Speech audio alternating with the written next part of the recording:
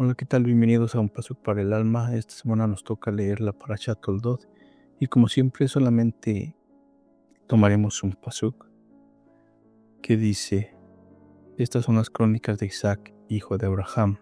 Abraham engendró a Isaac. En la explicación sabemos que en la Torah hay 5 tipos de explicaciones, que viene siendo el llamado Pardes, Peshad, el nivel más bajo, que es el simple, el literal, el Remes, que es el nivel medio bajo, el nivel de Rash, que es el nivel medio alto, y el Sod, que viene siendo el nivel más alto. Entendiendo esto, el nivel Peshat nos dice que el Pasuk que dice que estas son las crónicas de Isaac, hijo de Abraham, Abraham engendró a Isaac, nos dice el Pasuk que en realidad Isaac sí es hijo de Abraham, ya que se decía mucho que Isaac era hijo de Abimelech, ya que recordemos que Sara fue secuestrada por él, y aquí recalca que Abraham era su padre, que cuando la gente lo veía, a pesar de la edad, eran idénticos. Eso explica que no era hijo de Abimelech. Pero en este pasuk hay algo más oculto. No solo se trata de hacer ver que era hijo de Abraham. Veamos el nivel más alto, el nivel Sod. Y esto nos dará la pauta para entender este secreto. Dice el Zohar, dice Rabbi Hillel, abrió y dijo: ¿quién puede ver los poderosos actos del Eterno o declarar todas sus alabanzas? Ven y observa. Cuando el Santo bendito sea quiso y ascendió su voluntad antes de crear el mundo, observaba la Torá y después lo creaba, como está escrito. ¿Y dónde sabemos esto? Dice Proverbios 8:30. Yo fui un amo junto a él y era su regodeo de día a día. ¿A quién se refiere? Se refiere a la Torá, pues continúa: la Torá jugaba junto a él en todo momento. Dicen los sabios, no leas Amón, sino como un humano, como un artesano. Entonces, la Torá sirvió en todo momento al Eterno como plano para la creación, por lo cual cabe deducir que también en un nivel espiritual, no todo lo que se encuentra en este mundo también se encuentra en la Torá. Por lo cual cabe deducir también que en un nivel espiritual, todo lo que se encuentra en este mundo también se encuentra en la Torá. Así entendemos por qué los patriarcas cumplían la Torá aún antes e incluso de ser entregada en el monte Sinaí. Pero esto tiene que ver mucho con el Pasuk. Estas son las crónicas de Isaac, hijo de Abraham. Abraham engendró a Isaac. Que no se nos olvide este Pasuk. ¿Cuál es el proceso de la transición y de la creación espiritual, tanto en el plano humano como en el plano espiritual? Por eso, esto nos lleva a entender que Abraham no solo engendró a Isaac. El Pasuk establece que la continuidad de Abraham e Isaac, enfatizando su linaje y la herencia espiritual. Isaac no solo continuó con la sangre de Abraham, sino que además su misión espiritual, su midá, su luz y su tikkun. Aunque Isaac era de rigor, o sea de Geburá, esta era su extensión refinada de Gesed, de bondad de Abraham. Si Isaac hubiera continuado con Gesed como Abraham estaba haciéndolo, ésta se hubiera desbordado. Entonces lo que Isaac hizo con su participación fue detener el exceso de Gesed y así evitar que éste se desbordara. Seguimos sin entender, ¿verdad? Es un poco complicado. Miremos esto. Estás con tu hijo en el campo y ya que tú debes de crear una fogata para cocinar y pasar la noche ahí. Entonces juntas todo lo necesario y creas el fuego grandioso. Pero ya tienes Gesed. Ya con esto creaste Gesed. Estás dando.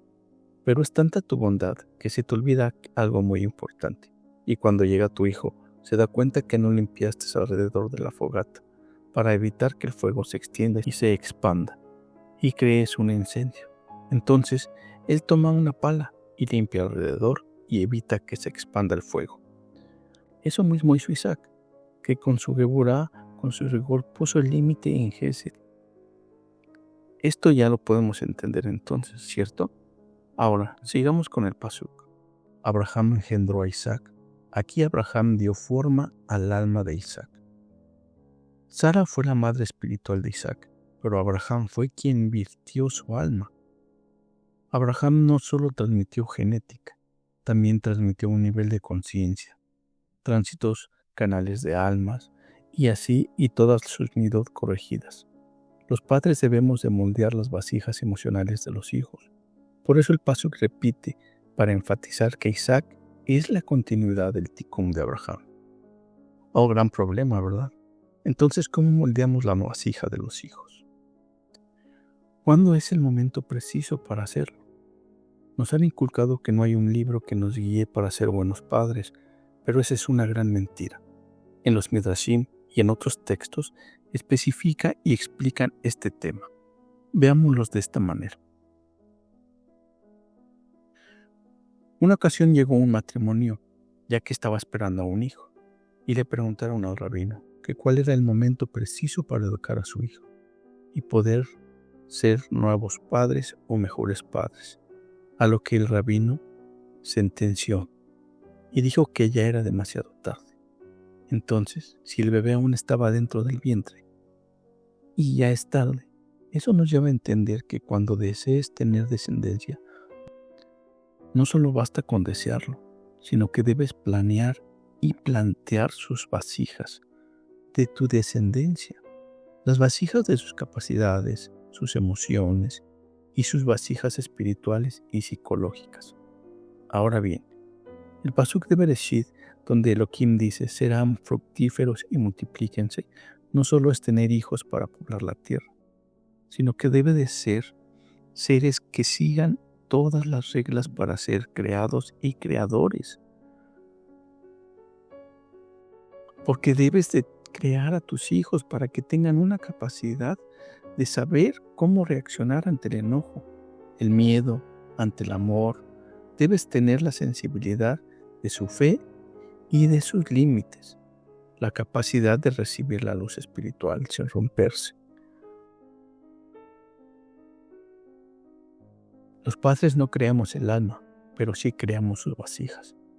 Pero ¿cómo podemos crear o moldear una vasija si aún no tenemos a nuestros hijos físicamente? Ya que recordemos que estamos en el mundo de una creación y estamos acostumbrados para que poder moldear algo debemos de tenerlo en las manos. Pero desde ahí estamos mal, ya que si los padres pudiéramos entender que los hijos toman forma desde los pensamientos y el estado espiritual de los padres en el momento de la unión, si la unión es con amor, con conciencia, con paz e intención de elevarla, estamos pidiendo que se nos envíe un hijo sadí, ya que se dice que en el acto desciende un ángel para la unión de los flujos de semen y los óvulos. Este nace con vasijas claras, pero si no hay nada de esto, y hay enojo, miedo, obscuridad, este nacerá con vasijas apretadas y desbordadas durante el embarazo. El estado emocional de la madre dice que la madre debe tener sus emociones, sus pensamientos con mucha calma y sin ansiedad. Su entorno espiritual, después del nacimiento de las vasijas, siguen siendo blandas. De los 0 a los 3 años, aprende el niño a una seguridad y al miedo. Si el mundo o en su entorno es confiable, así éste puede expresar sus emociones y aprender el tono emocional del hogar. Aquí comienza el moldeado consciente de los padres. De los 3 a los 7 años, las vasijas del carácter se empiezan a moldear: la disciplina, el autocontrol, la empatía, la capacidad de esperar y la relación de autoridad junto con la percepción de lo sagrado. Lo que no se forma ahí, después nos costará el triple, si es que logramos moldear las vasijas nuevamente. De los 7 a los 13 años entran las vasijas espirituales y entra la capacidad de la fe, la capacidad de conectar la fe ya firmemente, conectar con el Creador, el amor por la verdad, la sensibilidad, la moral y el pensamiento crítico. Aquí es cuando se empieza a activar el Nefesh. En profundidad, los límites sanos son los que los hijos necesitan para una estructura, pero no una libertad absoluta. Debemos de implantar horas de dormir, horas de comida, reglas claras, Eso llena una conciencia amorosa que aún no acabamos de entender. Los hijos copian todo lo que ven, no todo lo que se les dice. Si los padres se controlaran, rezaran, se disculparan, cuando cometen errores, eso es lo que los hijos harán con una humildad, sin sentirse humillados, sino más bien liberados de esa culpa que no necesariamente tendrían que cargar durante mucho tiempo. Las cosas pequeñas moldean grandes vasijas. Las bendiciones breves, palabras suaves, actos de bondad, el no hablar de otros, eso abre al Gesed, la sensibilidad que debemos demostrar y aprender a calmar conflictos, para que ellos puedan aprender a solucionarlos. Cuando un hijo siente que todas sus emociones caben en su casa, no tendrá que salir fuera de ella para sentirse seguro y saberse regular, ni sentirse roto, ya que esto crea la vasija. Esto amplía para que la luz pueda soportarla, sin quebrarse, y todo esto solamente en su casa, sin necesidad de buscarlo fuera.